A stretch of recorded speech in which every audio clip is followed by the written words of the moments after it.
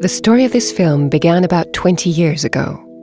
We were transferring vascularized turkey tendons in our university research lab, and were struck by the intricacy of the vascular network. Thereafter, the Chinese school of plastic surgery discovered the notion of the retrograde flap, and we began to develop a technique for transferring vascularized retrograde tendon flexor transfers onto the cubital pedicle to get round the problem of reconstructing flexor tendons. Little by little, this new vision of anatomy began to throw light on the relationships between the tendons, the sliding sheaths, and the vessels, and to challenge the very foundations of the classical school of thought. During the revascularization following the release of a garret, we observed that not only the tendinous extremities bled with an apparently circular longitudinal and peripheral vascularization, in contradiction with the avascular theory that held sway at that time, but that there seemed to be a real continuity between the sheaths and the tendons, which was not interrupted despite the distension occurring during sliding. It was also clear from observing the behavior of the vessels of the common carpal sheath during flexion and extension that rather simplistic mechanistic explanations could no longer account for these phenomena, and that this apparent disorder and irregularity of shapes was in fact the basis of some other form of complexity that we still knew hardly anything about. In our attempts to find an explanation, we began detailed in vivo microscopic analysis of the distribution and mobility of the vessels using 25-fold video magnification. By looking at a vessel as a petrol pump, we were able to approach the problem more simply. There was this vertical structure looking like the main part of the pump, then the pipe, and finally the adjoining vessel, just like a car filling up at the gas station. The pipe seemed to move away as the car moved off and to fold up as it approached. Look at this sequence.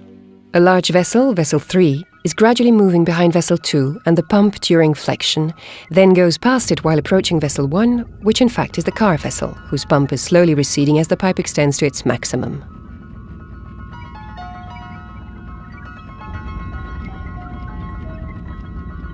Finally, vessel 3 has overtaken vessel 2 and has closed on vessel 1, which itself has receded from vessel 2. So several forms of speed and progression seem to exist in homogeneous living matter. Due to the influence of reductionist linear thinking, the only rational explanation used to be that vascular structures were reinforced by several coaxial layers of connective tissue, the closest to the tendon moving the fastest and the furthest away moving the slowest. However, that view of annular layers sliding together needed the existence of a hierarchical histological distribution to stand up to scrutiny. Yet in vivo observation made the notion unacceptable.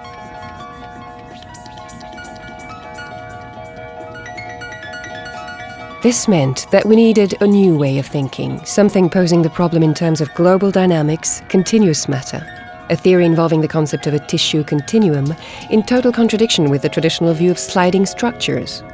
Briefly, the notion of stratification and virtual space.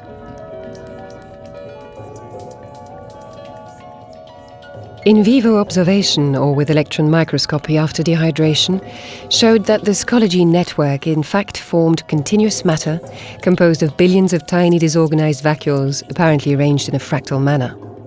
It was pseudo-polygonal, but with a very special dynamic forming of volume of glycolicin, whose surrounding was composed of type 1, 3, 4, or 6 collagen fibers of considerably different sizes, according to their anatomical location and the role they had to perform.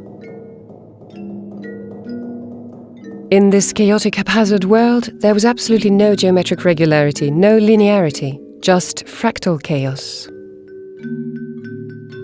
This system is customarily known as the connective or areolar tissue, but we called it the multi-microvascular collagenic absorbing system. To our minds, it was a rubbery elastic system because its role is to avoid reaching a threshold of resistance at which the collagen might shear. It has to allow the tendon to move freely without transferring the movement to the surrounding structures. It also struck us that the biomechanical behavior of this shock-absorbing system could be accounted for by the theory of drawers. As the tendon moves, the first vacuole might undergo traction to a point where it triggers the adjoining vacuole into action. Then the third is triggered, and the fourth, to such an extent that the final vacuole remains almost inactive. Our second hypothesis was that the same process was involved, but that the pressure was distributed equally among the vacuoles. However, this meant we were still only in 2 dimensions and that our only explanation was based on linear processes.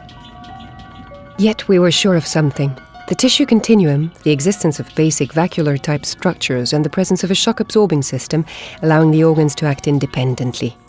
We had to move to 3 dimensions to really understand what was happening. And it was around that time that computer-synthesized images came online. They made it possible to visualize structures as a system in perpetual motion, with 2 rigid boundaries, a fixed external one and a fully mobile internal one. What we did was to introduce a cross-linking mesh-type architecture which included the microvacuoles on the armature. We then looked for the fractal distribution. The scientific approach and the graphic model pointed to the same apparent reality. There really was a sliding system with brilliant liquid lying between the vacuoles and an armature of collagen fibers. This confirmed what we had initially thought about the pulling and tugging going on between the vacuoles. Moreover, thanks to this discovery, we were able to confirm that not only the tendons were able to move independently from each other, entire organs could do likewise, so the system was common to the whole organism. It was then that we realized what we had discovered. This multi-microvacuolar collagenic absorbing system was to be found everywhere in the body.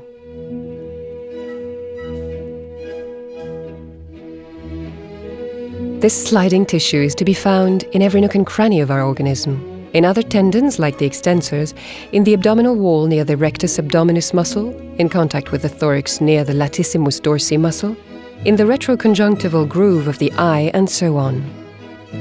Indeed, it would seem that this tissue serves to anchor the muscles and tendons and could even be their primary constituent material.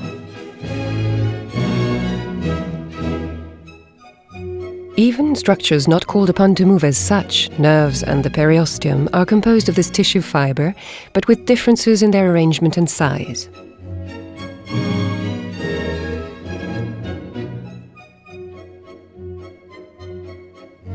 The mesoscopic framework of living matter required a more holistic view to be fully understood. So we began to look at the cutaneous and subcutaneous structures, which we thought we would find to be more stable in this mobile tissular environment.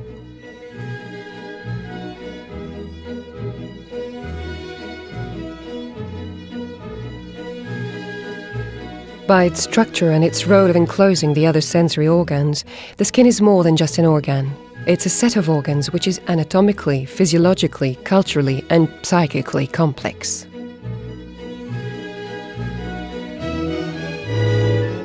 Of all the senses, touch is the most fundamental. You can survive without smelling, seeing, or tasting, but not without touching. The skin permanently relays information. It never shuts down, blocks up, or sleeps. It has an odor, a texture, it perspires, secretes, eliminates. It exchanges signals with the outside world. Thanks to the skin, the body's surface is as much a machine for communication as a protective barrier.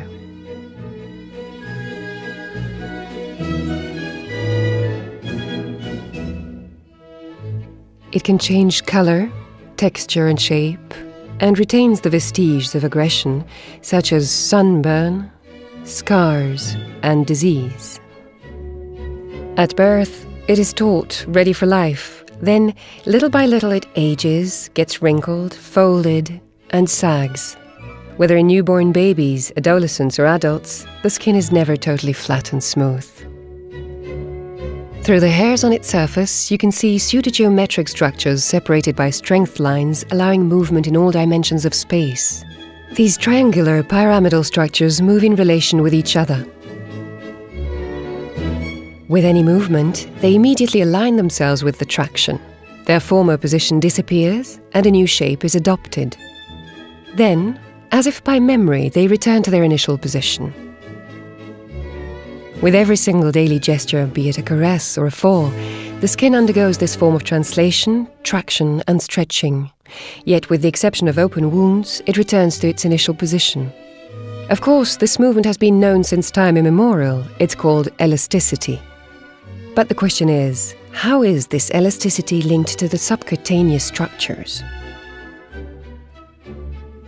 With the aid of a video endoscope, we began to stroll around under the skin to try to understand this apparently simple word of sliding, mobility, and smooth, slippery surfaces. We wanted to find out how it could accomplish both fast, sometimes violent movements, and gentle, minute ones without the slightest jerkiness.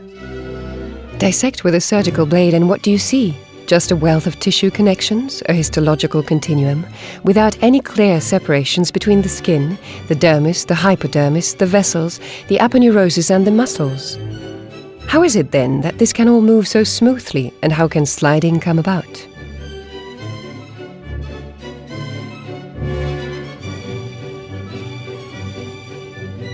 When you look closer, you can see that just below the dermis and hypodermis, there's a highly mobile tissue encompassing everything else and penetrating what is known as the undermined plane. When this tissue is tracted upward, you get a surprise. Curious movements occur due to the bursting of vacuoles at atmospheric pressure, demonstrating the existence of hydraulic systems under different levels of pressure.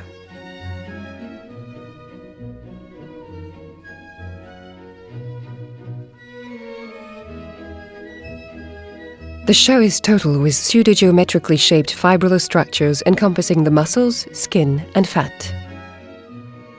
Yet what are these shapes? What do they do and why are they there? Is this what we have traditionally termed the connective tissue? Let's now delve into this world of fibrils. Initial scrutiny reveals basically two types of structure. Some are quite wide, with edges like knives and diaphanous surfaces. These surfaces are made of glycoproteinous derivatives. Others resemble longitudinal fibrils, which may be fine, long or short, swollen or cylindrical. At first sight, they look alike. But look closer, and you can see tremendous diversity. Birds' plumage, reed stems, bundles of rushes, ears of wheat whose resistance to traction is considerable, ropes, rigging, harnesses, with rings that reinforce the solidity like an articulated bamboo stem, transparent sails, dewdrops. Travel along these pearly structures, and you notice the same fractal arrangement everywhere. Large fibrils endlessly punctuated by other smaller ones. The tissue continuum is total, the marriage homogeneous, and the arrangement completely fractal. A world of fibrillar chaos.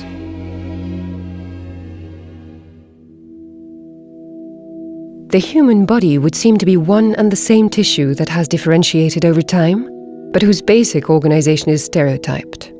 Yet this organizational framework supporting life must have its inherent rules of behavior.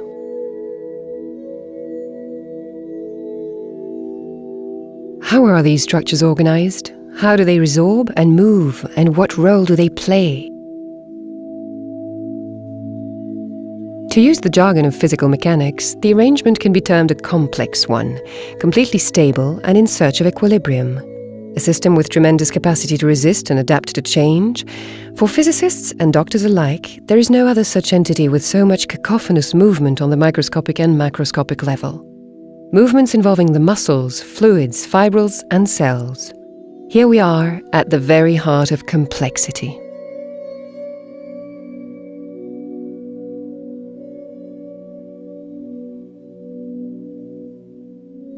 A Capernaum of collagen bathed in glycolicin with reservoirs of fatty microglobules storing energy, information, and matter.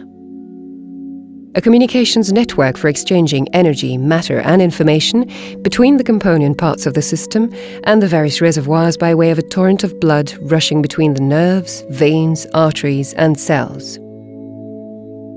Some mechanisms are still poorly understood, such as the fluctuations in pressure, visible in these images of the movement of drops within a filament that is clearly hollow.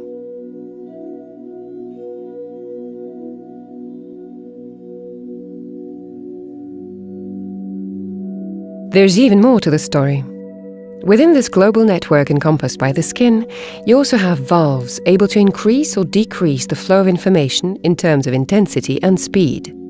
Storage times play a leading role here in amplifying or inhibiting other mechanisms, with a direct consequence on fat and lymph reserves.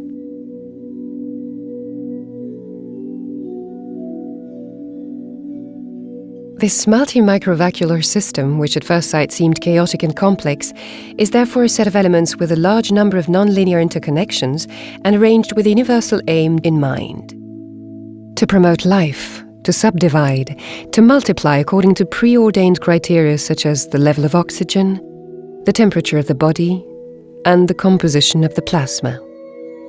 This internal state of equilibrium must be maintained at all cost. Yet this internal equilibrium comprises another essential aspect: the maintenance of the structural equilibrium in terms of mechanical stability and not in terms of flows or transmitters. In order to transmit, the structure must be able to resist, to adapt to basic environmental requirements, and to maintain its architecture. Most sequences demonstrate the existence of pseudo-geometric shapes with a polygonal distribution. This visual impression is the most simply expressed in its basic element, the microvacuole. We've already seen this with regard to the peritendinous system. It is composed differently according to the dynamic role it is called upon to play. The greater the longitudinal travel, the finer and more repetitive the form of vacuolar organization. However, the basic composition of a polyhedric fibrillate network filled with jelly remains the same. The bottom line is that the network must ensure its own total movement without disturbing anything else around it. The dynamic has to be absolute and the shock absorption immaculate. These two apparently conflicting roles must also be accompanied by the spring-back memory function, while saving on energy and heat expenditure. The rheologic equation, that is, the local relationship between stress and deformation, could be thought of in terms of rubber-like elastic behavior, as suggested by the collagen fibers, which cannot stretch indefinitely. Another school of thought has it that there could be a mechanism based on fluctuating ion concentrations. The issue is still open, but we believe that the key lies in the notion of combined transmitted stress. Each fibrous element might be connected to its neighbor by a form of pre-stress. When stress is applied, the adjoining element might undergo a slightly lesser stress until it attains the required deformation.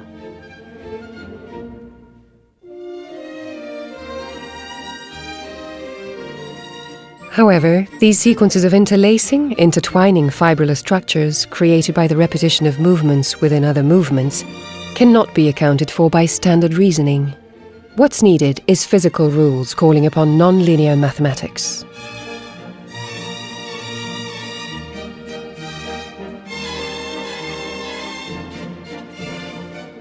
To approach these mechanical phenomena, we looked at the theories of chaos, fractal distributions, and their relationships with traditional science. There were many avenues to explore, and their purely theoretical aspects and metaphysical conclusions were to be treated with caution. Since that time, several scientific articles have discussed the notion of tensegrity. This concept of tensegrity undoubtedly threw light on our understanding of how organs slide together. The Americans Buckminster Fuller, an architect, and Kenneth Nelson, a sculptor, both worked on macroscopic structures and designed buildings and sculptures with common characteristics. The basic concept is that the forces applied are transmitted to all the elements of a structure composed of long articulated girders linked by pre-stressed elastic cables already under tension.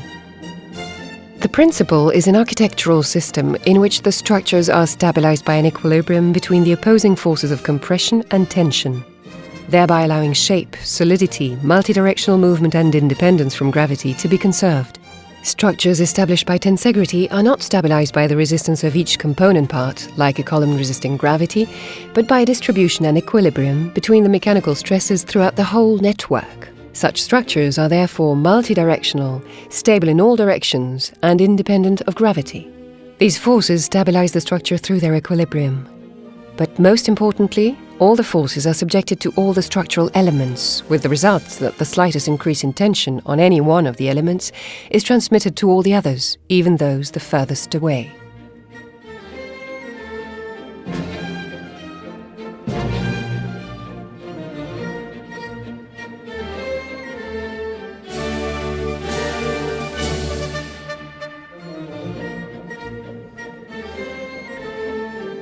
In real applications, the resulting shapes are often geometric, triangular, quadrangular, or somewhat icosahedral. It is essential to grasp that in order to fill space, living structures obey the forces that make them take on various shapes. It would seem that the icosahedron is the optimal shape for occupying space with the most minimal arrangement. In fact, nature frequently applies rules of self-assembly when creating natural triangular, polygonal, or spiral motifs. At the molecular level, as in the collagen molecule, recent research has demonstrated that long-chain amino acids fold into a helix, become stable thanks to the equilibrium between the attractive forces of hydrogen bonds and other forces allowing proteins to resist compression. This sets up sequences which behave like flexible joints. At the cellular level, Dr. Ingber discovered the intracellular armature, an internal mesh composed of fibrillar elements arranged haphazardly but ensuring the fundamental role of restoring the original shape once the pressure is released. The pseudo-polygonal tendency indeed raises fundamental questions, since it is present at all levels of living matter, be it animal or vegetal. Through the importance of physical forces such as osmotic and electromagnetic pressure, it would seem to be the preferential system of construction that nature has developed during evolution. We should pay homage to D'Arcy Thompson, a humanistic Scottish biologist of the 19th century. He thought that the adaptational teleology of Darwin needed to be added to by including physical and mechanical causality. Convinced that neither chance nor destiny could account for the stupefying diversity of biological shapes, the unquestionable unity of organisms and the limited number of living forms, he incorporated physical forces into a theory accounting for the multiplicity of natural shapes.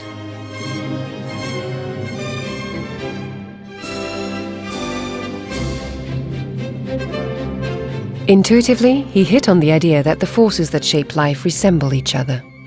It was his wish that biology should not leave aside physical aspects, that it should incorporate physical mechanisms so as to account for both shape and growth, and that it should not focus entirely on teleology.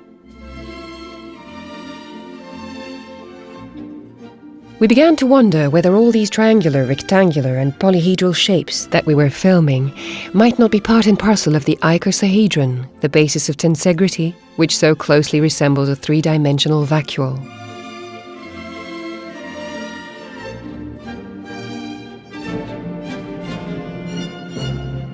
These highly efficient, flexible, pre-stressed fibrillar architectural shapes, associating great mechanical resistance and optimal sparing of matter, are no doubt helped by their capacity to take on various shapes that are more stable and adapted to sliding between each other.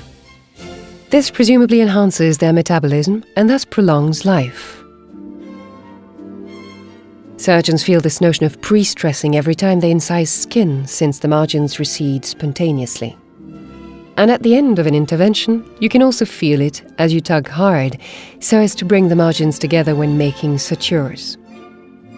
It's as if the phenomenon were so common that we simply take it for granted. We're but beginning to perceive the vast complexity of the mechanism, taking these sliding movements to be a simple adaptation of ropes and rigging according to an order predefined mathematically, even fractally, is rather insufficient an explanation. Other factors should be taken into account. First, it would seem that the fibers intrinsically possess the ability to distend or retract thanks to their arrangement. Closer scrutiny reveals that ringed superpositions between the fibers become distended just before the overall movement ensues. This could be the first stage, a form of preparation before the request to move is dealt with.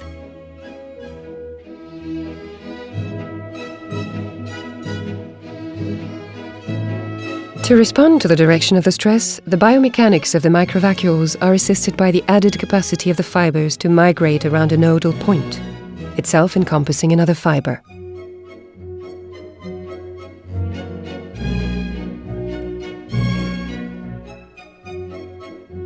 Finally, collagen 4 and 6 seem to be able to shear off and reform as if nothing had happened. They also seem to be able to dissociate into several parts, just like the hydra-headed monster of mythology, meeting any and every request to morph mechanically in space. This ability of matter to organize itself spatially offers an infinite potential for movement.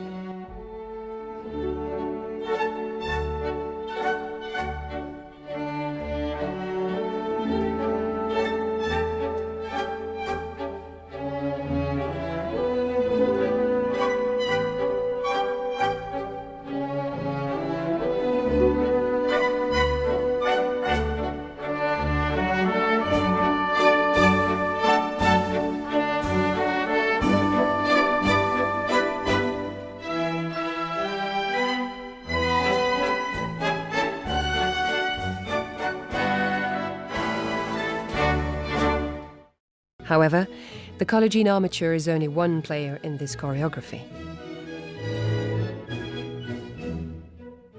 The permanent lubrication by glycoaminoglycans through these diaphanous veils, where the drops are reminiscent of morning dew, is omnipresent, as is the migration of liquid within the fibers, suggesting that hydraulic mechanisms must play a decisive role here. The appearance of bubbles and bursting whenever a structure meets the atmosphere or during traction signifies the existence of a pressure equilibrium. Moreover, one should not overlook the importance of these glycoaminoglycans, which are at different concentrations according to the location in the body. Whatever the final answer, the flexibility of these tissues relies on a mechanism of which one of the underlying modes of action could be tensegrity. Yet tensegrity cannot account for everything here. This complex sliding system, which maintains the structures and keeps them mobile, is therefore modified according to the circumstances and is subjected to the natural laws of change. This occurs either as a result of overloading, as in obesity, in which the vacuoles are dilated by adipocytes, or by wear, as in tenosynovitis, in which the fibers break or fray. But this can also occur in the skin withering that accompanies slimming or skin aging. This collapse of our collagen matrix takes place at a variable rate, but the process is inevitable as the forces of gravity progressively take their toll. Fibrillar tension, which keeps our tissues tonic, finally loses out to father time. Once again, entropy is the ultimate winner.